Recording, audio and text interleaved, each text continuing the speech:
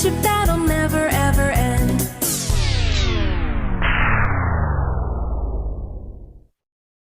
Run!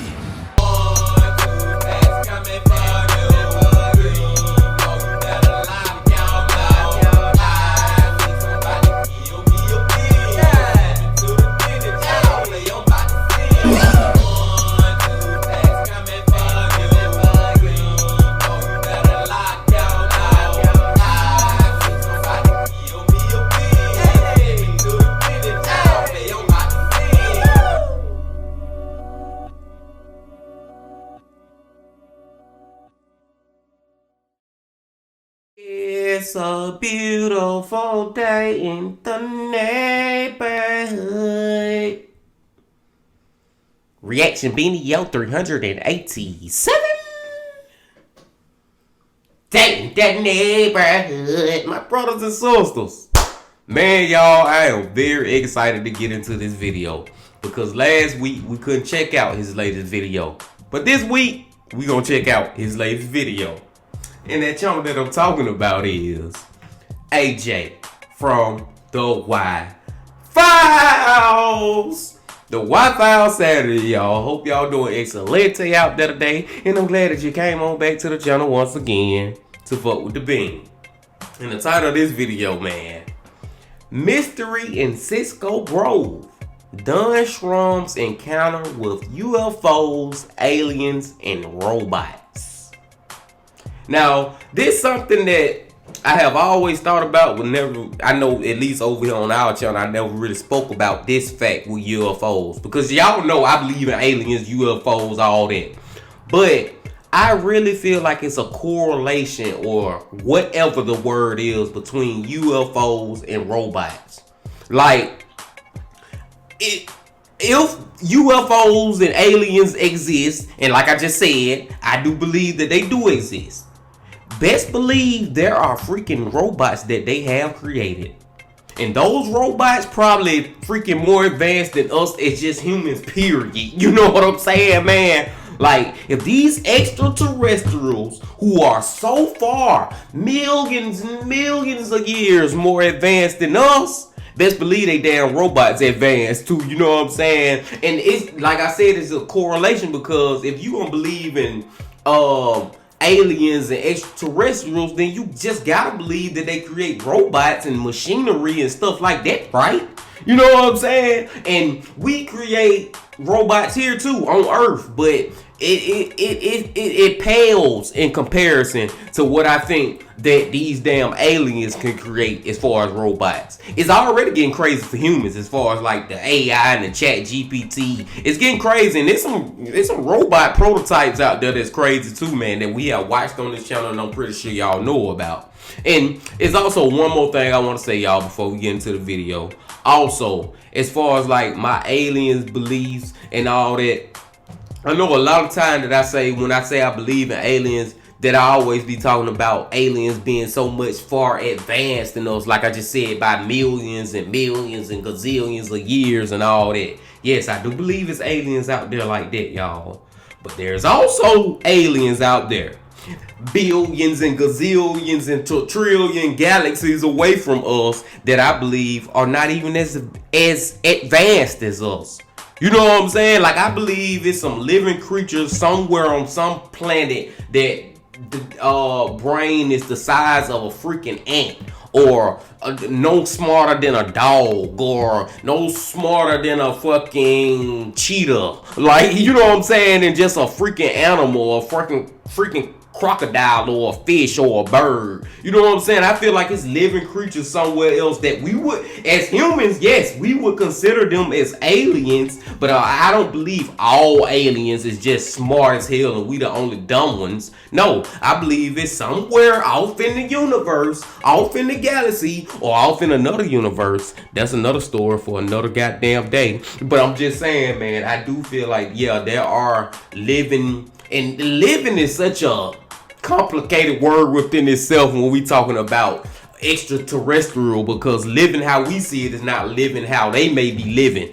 I'm already going down rabbit holes, y'all, but I know y'all get what I'm saying, man. Yes, I do. Long story short, story long, one more time. I do believe that there are aliens that are far more advanced than us, but I also believe there are aliens out there who haven't even reached the peak of what humans have reached here on Earth.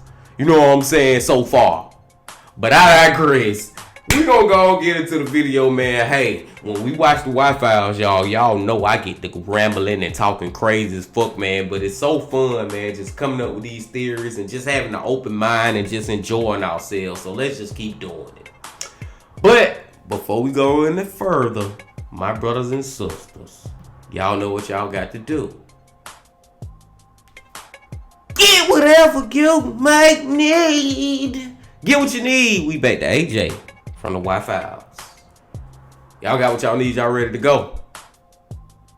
Then let's fucking go. This episode of the Wi-Files is brought to you by our new card game, Go Hecklefish. Yes, that's a thing. Wow. In September 1964, Captain McLeod and Sergeant Barnes were dispatched from Wright-Patterson Air Force Base in Ohio. They were sent to investigate a UFO sighting in Northern California. Wright-Patterson AFB got lots of UFO reports. 99% of them could be explained, and a sizable percentage of those were just hoaxers looking for attention. The other 1% were classified as UFOs and sent on to Project Blue Book. What happened from there, McLeod didn't know. The fact that he was being sent to the other side of the country meant this sighting was important to the Air Force. McLeod had a copy of the teletyped report from the UFO tracking office. It was stamped with an unusual priority notification. It read, UFO landing with entities reported by missile technician in Tahoe NF, Sacramento. Orders, investigate and contain via usual protocols ASAP. McLeod's first step was to interview the witness. And even after 17 years as an investigator, this was the strangest UFO story he'd ever heard. Get whatever you may need.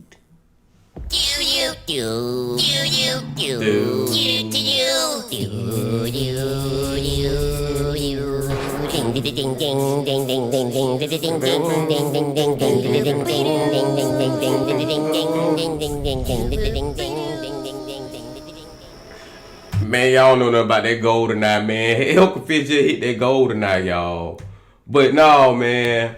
As far as like aliens, yes, that's another thing too that AJ just touched on, and without really saying it. But as far as like that transcript went, or whatever that was, that how the people was talking about handle it, how you always like follow proper protocol, is almost like they have dealt with this before. It ain't like this an anomaly. Like this the first time they didn't dealt with aliens and stuff. You know what I'm saying? Like I feel like the secret society or the government or whatever, they do have rules in place and proper protocol with dealing with aliens, and they not surprised when aliens come visit Earth. Now I could be completely wrong on that too, man. Like you can go so many ways with this, y'all. But like I said, man, let's just enjoy ourselves and just keep rocking out to it.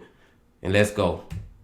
And what the hell do AJ got going on, man? This dude does the best job as far as these fucking commercials, y'all.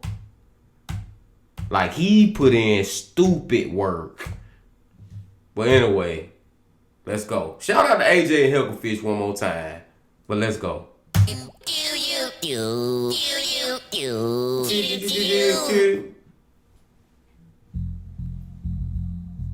It was a Friday morning, September 4th, 1964, when Donald Shrum set out for the woods.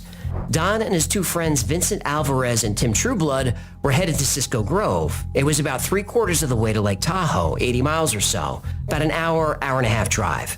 The three men worked for Aerojet Corporation, a military subcontractor in Sacramento. Don was a welder and specifically worked on Polaris and Titan nuclear missiles, a stressful job. A weekend with friends bow hunting deer in the Tahoe National Forest was just what he needed to clear his head. Firearms were prohibited in the National Forest this time of year, and that suited Don just fine. He was a skilled bow hunter. He preferred the bow over a rifle anyway. It felt like real hunting. It was quiet. Peaceful even. Well, as long as he's not hunting with hooks and worms, he's all right by me. The men quickly set up camp, hit the forest, and fanned out. They had no communication equipment, so they had to stay within shouting distance. They had an agreement that if anyone got separated by nightfall, they would return to the campsite. By sunset, Don hadn't spotted any deer. As he decided to head back to camp, he realized he got turned around at some point. He was lost. He shouted for his friends but didn't get a reply. Being out in the woods alone at night wasn't a good idea. Other hunters had reported bears and other predators in the area, but it was getting dark and the temperature was dropping. Don had no choice. He'd be staying in the woods that night, but there was no way he was doing it at ground level. Don made for high ground, found a massive pine tree rooted on a cliffside, and started climbing. You see, I normally think it's stupid you came from monkeys, but I gotta admit, sometimes it comes in handy. Don had a military-type belt that could serve as a harness. He found a strong branch and secured himself. He was high enough that a bear or wildcat would have to work to reach him, but they could reach him, so he'd have to stay awake all night. Don was fighting sleep when he saw a light through the trees. He assumed that his friends had reported him missing, and this was the Forest Service sending out a rescue helicopter. He scrambled down the tree and lit a couple of signal fires he built. He started shouting and waving his arms. By the time the light was within about 50 yards, Don realized it wasn't making any sound. It wasn't a helicopter. Done getting about to get abducted by aliens, it sound like. And I know, y'all, it's one thing that came to my mind too. We want to play devil's advocate or not believe in none of this. You can easily say that, man, Don ass probably did fall asleep, and all this stuff that we finna watch and witness from him is him dreaming. You know what I'm saying? He probably fell asleep in that damn tree. That's easy to just believe like that, my brothers and sisters, but that ain't what we do over here. We keep an open mind, man, and anything is possible. The light floated silently and slowly approached Don's location. He quickly put out the signal fires and climbed back up the tree. It was dark and he was wearing all camouflage. His plan was stay still, stay quiet, and wait for the light to pass. The light was small, maybe 8 or 10 inches across. At first, Don thought this was a tiny spacecraft. The light moved slowly and silently. Then the light started swaying. It was scanning the area. The motion of the light allowed Don to make out the shape of the craft. It wasn't small. The ship was an enormous black cylinder, 150 feet long, the size of a 14-story building lying on its side. The beam of light was searching the canyon, the trees, the large rocks in the area. Then the light stopped. On the hull of the craft, Don saw 3 horizontal slits of light appear. The slits expanded into tall, narrow rectangles of light. They were windows or doors opening on the side of the craft. Then from the middle window, there was a flash of light and a dark object shot down the canyon. It was another smaller ship. By this point, Don was terrified. A few seconds later, the small ship floated up to the ridgeline near Don's tree and came to a stop. He could see a blinking light on top of it. It was shaped like a flying saucer that he'd seen in pictures. Don was doing everything he could to remain still, but he was trembling. The silence made the experience worse. He could hear the sound of the wind blowing up from the canyon and hitting the trees, but the loudest sound was his blood pumping through his ears.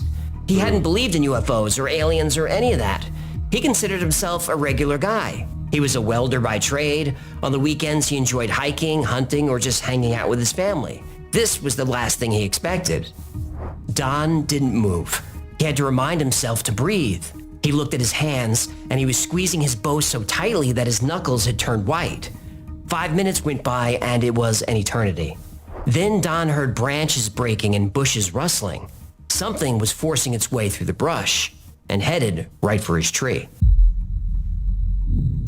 I ain't gonna lie, y'all. Even though cause Don, he different. He ain't, believing in UFOs and stuff. He's a regular guy or whatever. But even if for people like us who do believe in extraterrestrials and stuff, to still have this encounter is like one of those shit in your pants moments, man. I'm just saying, y'all, if you go outside or you in the middle of the woods or wherever, man, like I'm just saying, isolated by yourself, and you see these damn lights and it's actual fucking UFOs, like aliens and shit, man, that is a moment to yourself where your heart would drop. Like this, like damn, I do believe aliens real, but this shit is real. Like this shit is happening before my eyes. That is a crazy moment, y'all. Shout out to Dunn. For the next 2 or 3 minutes, the stomping and scraping got louder and louder. Whatever this was, it was getting closer. The sound stopped. 2 shapes emerged from the brush. At the tree line stood a pair of beings. Humanoid, but definitely not human. They were between 4 and 5 feet tall, wearing silver suits. Don couldn't make out their faces, but he could see they were wearing some kind of eyewear. He thought they resembled welding goggles. The beings seemed interested in the surroundings. They were carefully picking leaves and placing bits of soil into tubes with long, slender fingers. They slowly walked in the direction of Don's tree. He instinctively tightened his belt that was wrapped around a large branch. The being stopped, and Don held his breath. Then he saw the 2 creatures slowly tilting their heads back as they scanned up the tree. They must have heard him. Then they saw him. Within the goggles, he saw large round eyes that dominated the beings' faces. Their eyes locked with his, and they walked toward him and stopped at the base of the tree. Don wasn't up all that high, maybe 10 to 12 feet off the ground. If these beings reached toward him or could jump in any way, they could get to him. The beings looked at each other and made sounds that sounded like the hooting of an owl. Then they looked back at Don. He felt a wave of panic wash over him. He couldn't tell if they meant him harm or what their intentions were at all. He just stared at them and tried not to move. A few seconds later, he heard more crashing through the trees. Bushes were bending and breaking. Whatever was coming was big and it was heavy. A 3rd figure appeared at the tree line. It was casting a large shadow and moving mechanically.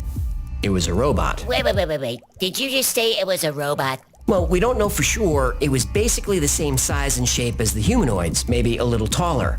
Don later described it as looking like and moving like a robot. It stopped under Don's tree between the 2 smaller beings. It looked like a robot from pulp magazines. It was about 6 feet tall and metallic. It had a boxy torso and a square head.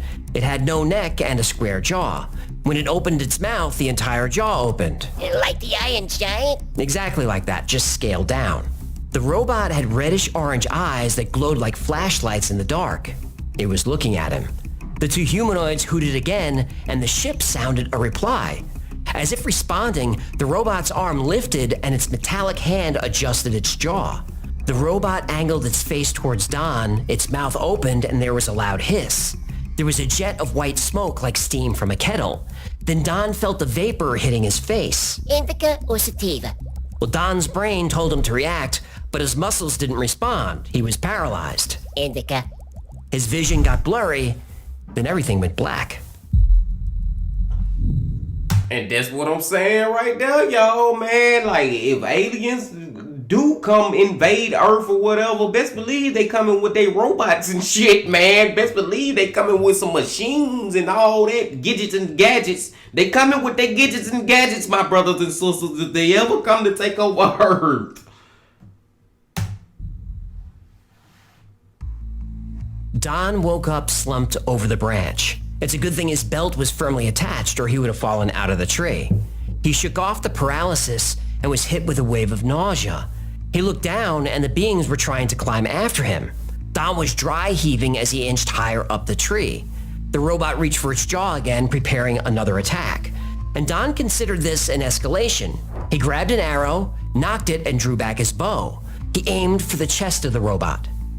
It was only 8 or 10 feet away. At this distance, an arrow from a 60-pound bow moves as fast as a bullet from a rifle. He let it fly. A fraction of a second later, the arrow hit the robot square in the chest. There was a bright flash of sparks as the robot stumbled backward. The humanoids retreated to the tree line. It worked. Then the robot steadied itself. Along with the beings, it returned to the base of the tree. It raised its arm, opened its mouth. There was a hiss and another blast of white vapor. Don inched a little higher, but he couldn't breathe. It was like there was no air. He felt himself black out again. When he came to, the humanoids were trying to figure out how to get him out of the tree again. Knock! He grabbed another arrow. Draw! He drew back as far as he could. Loose! He released the arrow. Again, he hit the robot square, and again there were sparks. And again, it stumbled backward. The humanoids also retreated. Before the robot could get its balance, Don hit it square in the chest again. This time it almost lost its balance and fell over, but it didn't. It regained its footing and started back toward the tree. I keep shooting that thing! But Don reached for his quiver. It was empty. He was out of arrows. Oh shit, Don. Don woke up and retched. He wasn't sure how long he was out, but the humanoids were now climbing a rock next to the tree. They hooted and the robot lifted its arm. Don patted his pockets. Matches. He grabbed his baseball cap and set it on fire. He threw this at the robot and all three stepped backward. Don then started lighting everything he had on fire. He tore pieces off his jacket, lit those on fire and sent them down. Again, he was hit with vapor and knocked out. And this Okay, Don, you making the shit goddamn dangerous for yourself, though, bro. You finna set the whole damn forest on fire. How the hell you gonna get out of here? You finna kill the aliens, the robot, and your damn self, bro. For real. This went on for hours. Don was knocked out by the gas over and over again, but he kept burning things and dropping them down. He burned every bit of clothing he had except his shirt and jeans. Shoes, socks, gloves, everything gone. Which could be a problem, it was getting cold. The fires would give him a few seconds to adjust his position, but not enough time to get out of range of the vapor. Then the matches ran out. He threw everything he had at the creatures. His quiver, his compass, his canteen. All he had left were a few coins, and he threw those too. After waking up from another vapor attack, Don saw a hint of orange in the clouds. The sun would be up in an hour, but he didn't know if he could survive that long. He was exhausted and he was out of options. He thought about his wife and daughter as he passed out again. Don opened his eyes and the humanoids were gone. No! But now there were two robots at the base of the tree. Oh no. Arcs of electricity bounced between them like a Jacob's ladder. They were pooling their energy. Both robots reached for their jaws and opened their mouths. Don tried to scramble higher, but the air around him suddenly got so cold. He choked, he couldn't breathe. He knew it was almost over. He felt himself blacking out. As he was losing consciousness, he wondered if they'd ever find his body. Who would be at his funeral? What would his headstone be? He thought to himself, this is going to be hard on my little girl. Then a cloud of cold white smoke hit him. Don was right. It was over. Damn, man. Bro, done. Like I said, man, it's easy to say, man, he tripping, man. He's just making this story up. Or he really was sleeping this whole time. It is all a dream. I used to read Word Up magazines. Like, it's easy to say he's just dreaming about all this. But if all this true, Dunn is going through it, y'all. And these freaking aliens and they damn robots. That just add a whole nother layer to the freaking danger that they could present to us as humans. When Don woke up, he was hanging off the tree by his belt, arms and legs dangling. The sun was up, he was alone. He made it. Don carefully adjusted his belt and slowly came down from the tree. He grabbed his compass and headed back to camp, barefoot, freezing, and exhausted. He told his friends what happened. They believed him. One of them saw the ship too. And when Don got home, he told his family what happened. Now, his mother-in-law knew Wait. What? He told the mother-in-law? Always a mistake. Well, he told his wife, and she told the mother-in-law. Women. What? Communication is important in a marriage. Oh, you poor simple bastard. Anyway, his mother-in-law knew an astronomy professor at a local community college. She thought his science background could help him explain the lights, the object, and what happened. A couple of weeks later, Don spoke to the professor and recounted every detail he could. The professor thought this event was important and decided to contact the nearby McClellan Air Force Base. Everyone's got a big mouth in this story. The professor gave the Air Force a summary of Don's story and the location of the incident. Within days, 2 investigators were sent from Wright-Patterson AFB in Ohio, Captain McLeod and Sergeant Barnes. They didn't want to meet Don at his house. Instead, they met him at a vacant rental in the area. They told Don to come alone. He did. The only things in the house were a table and 2 chairs. Sketchy. Well, they just wanted to control the area and hear Don's story without his family around. Yeah, I like it. Well, remember Don worked at a highly secure nuclear missile facility. The Air Force needed to get to the bottom of this. Yeah, I don't trust these guys. Yeah, well, they brought along a bulky reel-to-reel tape recorder and extensively documented Don's entire 12-hour encounter. The investigators asked Donald detailed questions about the creatures. What did they look like? Their height, skin texture, clothing. How did they move? What abilities or tools did they have? They asked specifics about the large ship, its shape, visible features like lights and markings. How did it maneuver? They asked Don how he fought back against the attack, how effective he was, and which creatures he targeted. They asked I don't like the goddamn them asking all these questions. They would have been asking me all these goddamn questions. I'd be suspect as hell, like suspicious as hell. What I mean to say, like, y'all just trying to figure out how much I really know before y'all decide if y'all gonna kill me, right? Y'all trying to see how much I really freaking know about these freaking aliens. Because if I know too goddamn much, y'all gonna kill me. That's how I'll be thinking, man. Asking me all these goddamn questions that y'all already know the answer to. That's the scary part. These motherfuckers already got the answers to the test. They just trying to test you to see if you do. asked for a detailed map of the area. What was the elevation, topology, what kind of rocks and trees were there? After they had all the details and chronology of events, the investigators switched into interrogation mode. And here we go. Hell, that was already interrogation mode, all them damn questions. The friendly investigators weren't so friendly anymore. The investigators became interrogators, and they came at Don hard. Time to lawyer up, Chief. They offered alternative scenarios for what happened.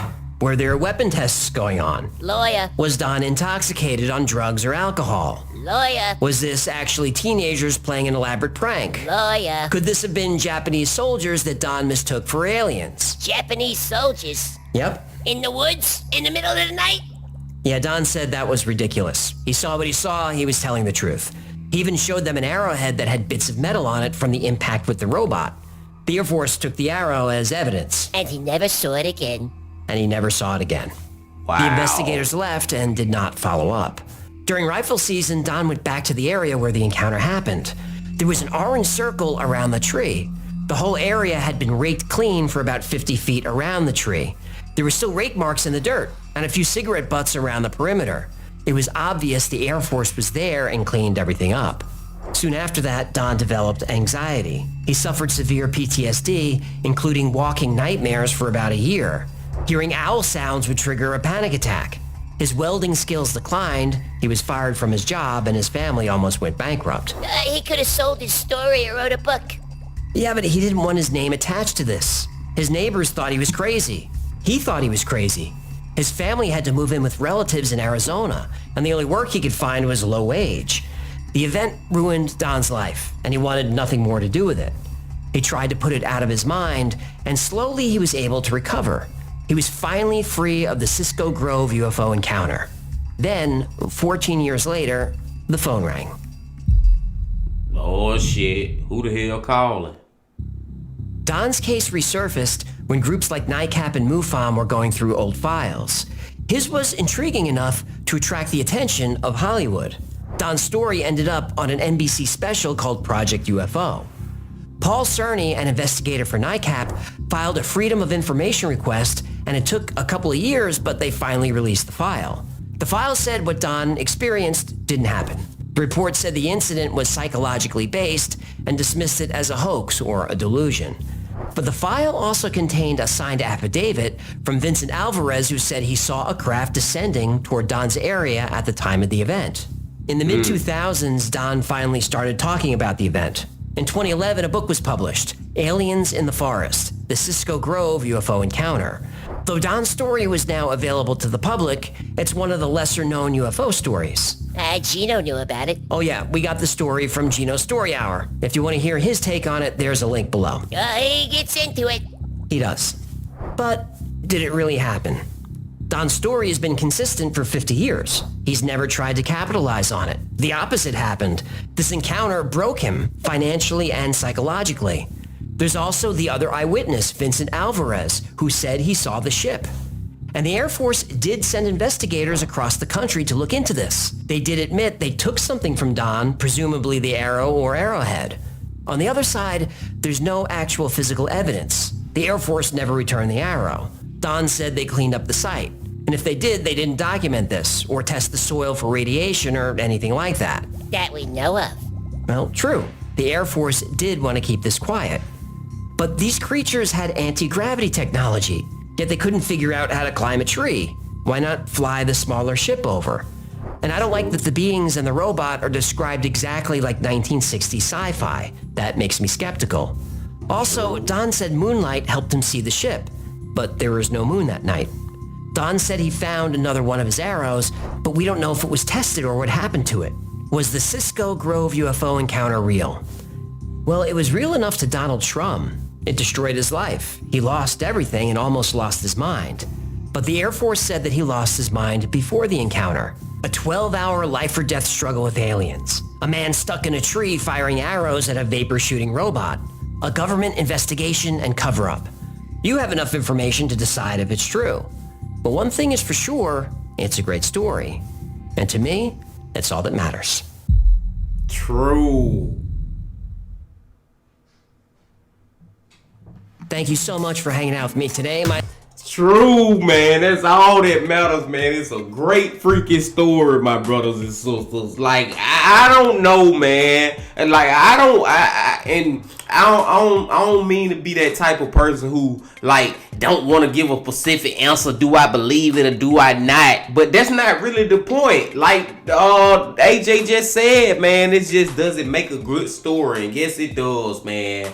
And if Dunn really went through that, like I said, y'all, then he went through some hell of a shit. And you got to think about it like this: if he really went through this and went through all this, and nobody on Earth, and I'm not gonna say nobody, but you know, you for the majority, you got everybody against you. Everybody thinking you crazy. This has turned your life upside down, and everybody make you out to be the bad guy who tripping. You know what I'm saying? And don't know what the hell he talking about. And it's a fucking weird and a lunatic or whatever type words and adjectives and adverbs and pronouns and subverbs. Okay, I just made up a word, but you know what I'm saying? That they would label him as just because he's saying that this is what he saw on that night, and he's standing by it. He 10 toes down. He's standing on business, man. He's saying that's what he saw.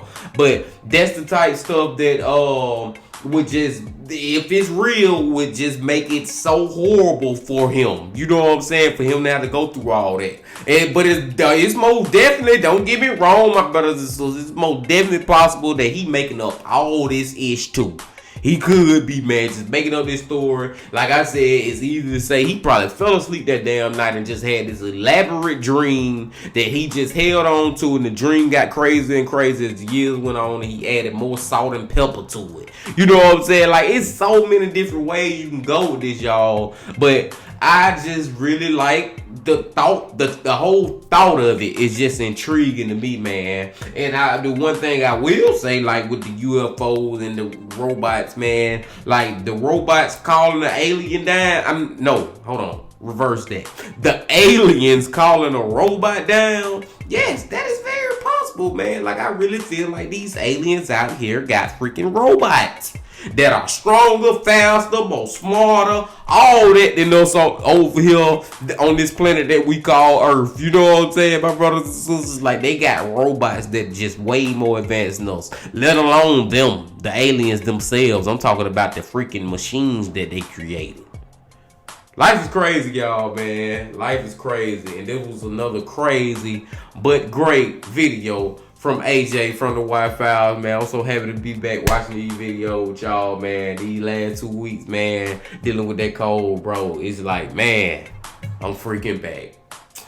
And I digress. Best believe I'll be back tomorrow, too. But until then, my friends, best believe that y'all need to please hit that like button, comment, subscribe, and do all that. And best believe I gotta say this. Love, peace, and happiness. Stay safe. Don't stop. Keep going. Yeah.